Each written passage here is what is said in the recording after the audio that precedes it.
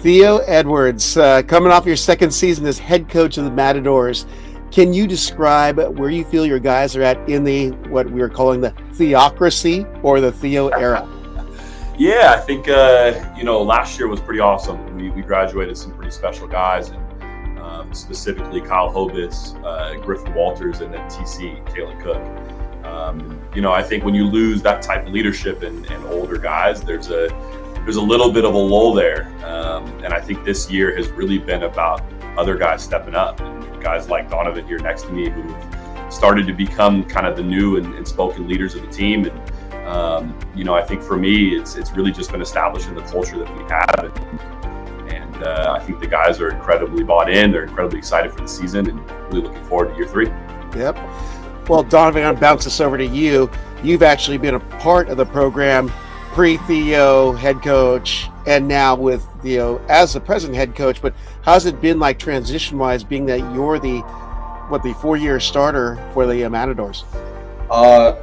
It's a little different. I mean, since I got here my freshman year, I wasn't supposed to start, and I was the youngest guy on the court, so it was a little different, right? It didn't feel like I didn't really have a voice. And then the next year, it was still the Hobis era, and then the following year, still the Hobis era. So it's a little different, but it's nice, and I know that it's what's best for the team. So whether I like it or not, it's what I got to do. Excellent.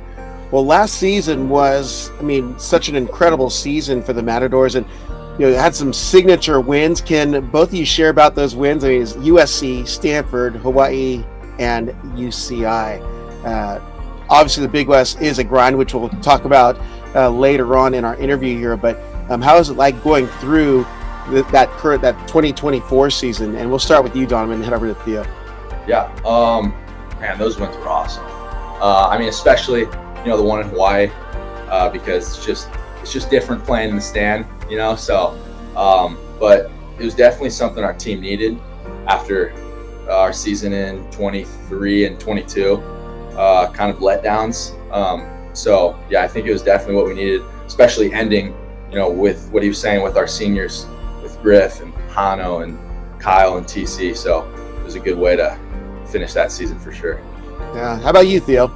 Yeah, I think for everyone watching and for the fans in volleyball, I think those were pretty special wins. I think they were unique wins, especially for CSUN. And but I think for us and the work that these guys are putting in, I think it's really just what we're expecting. I think these guys in this group have worked incredibly hard. I think the dedication, the focus, the level of commitment has been really tremendous over the last couple of years. And to me, my hopes for our program and for these guys and what the work that they put in, that's just the start of a legacy that we're trying to create. Excellent. Well, let's get you on here with your current team. You've got 4 starters returning, with first team All Big West setter sitting next to you, Donovan Constable, All Big West honorable mention and Big West All Freshman team member opposite Jalen Phillips, and outside hitter Lorenzo Bertozzi returning. How did they look in the fall, and what expectations do you have of them? There you go. You ready for me? Yeah, I'm ready for you, Theo. Yeah, no, I think you look at both Donovan and Jalen. Both of those guys have really grown tremendously. Last year I feel like was a real breakout year, especially for Jalen, and it gave Donovan an opportunity to really build a connection with him. And we've seen that really just continue to develop over the fall.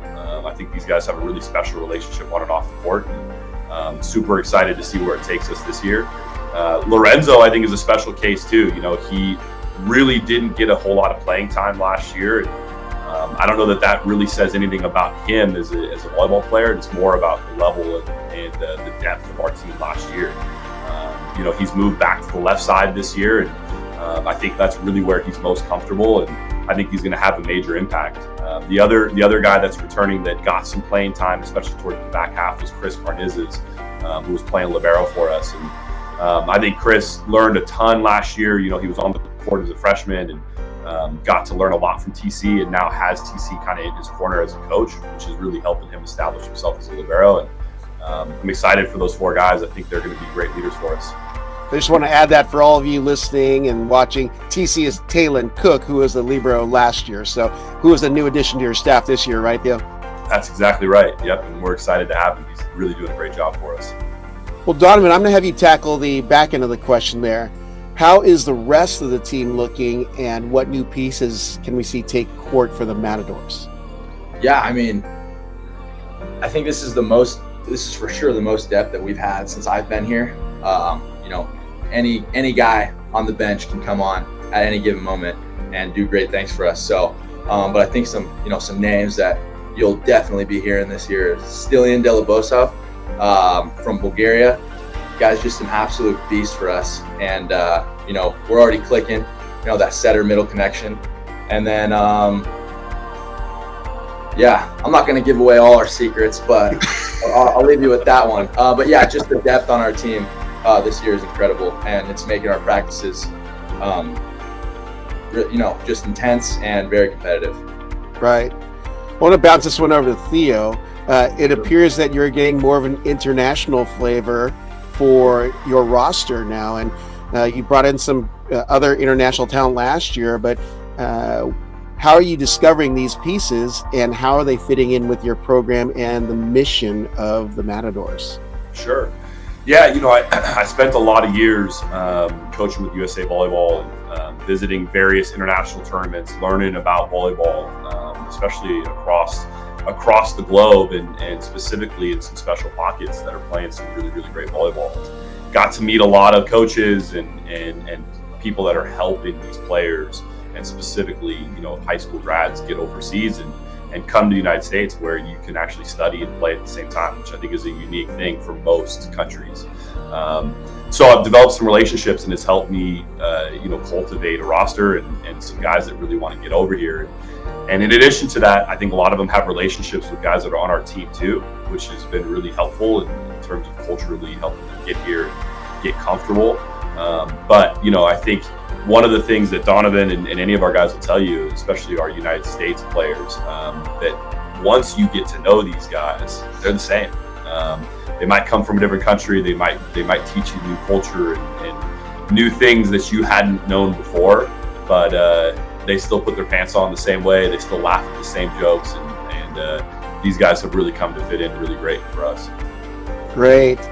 Well, here's my next question for you both. And obviously, it's always great to get the coach's perspective versus the athlete perspective, but perusing your schedule in 2025, the Matadors will be taking on a very diverse group of opponents, ranging from the teams from the Independent Conference to the NEC, EIVA, MIVA, and newly added teams to the MPSF.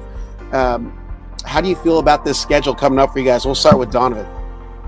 Yeah, I'm excited. I'm always excited when we get a good amount of home games, and we're actually traveling a lot this year. We have Chicago, we have Virginia, and then we got Hawaii.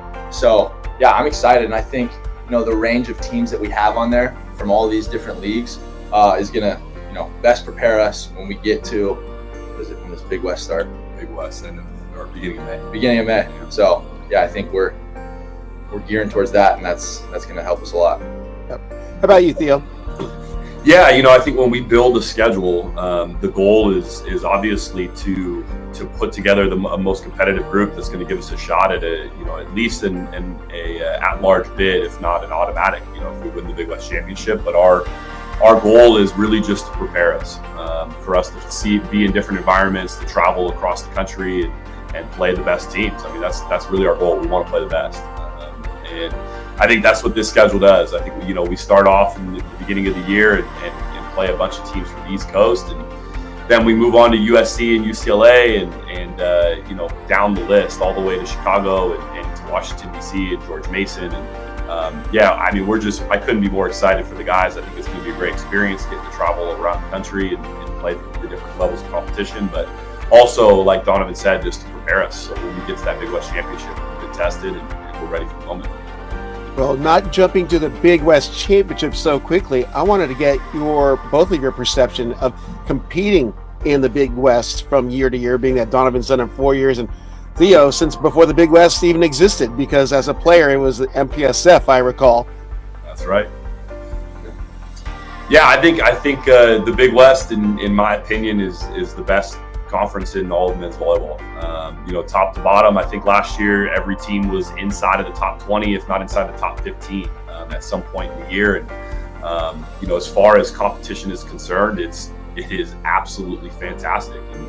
And I think as a coach and for sure as a player, for me, I've always wanted to be the best, and I wanted to compete against the best. And I think the Big West really gives us that opportunity, and incredibly grateful to be a part of it. All right. And Donovan, your thoughts as the student athlete competing with the best in the nation? Yeah, I mean, it's always fun to compete against, who you think the top players in the country are, and, the top teams that really challenge you. And, yeah, I'm just excited. There's a lot of new talent this year in the Big West especially, so it'll be exciting. And finally, the most important question of all, the legendary Theo Edwards drink refrigerator has gone full circle around the world. What is it like to have such a wonderful resource in your hands back there? This for me? Yes, for you. No, I don't think there's Monday through Friday. I'm in here twice a day, so and that's 4 Gatorades, that's 2 waters, that's snacks. So it's the best. I can't complain.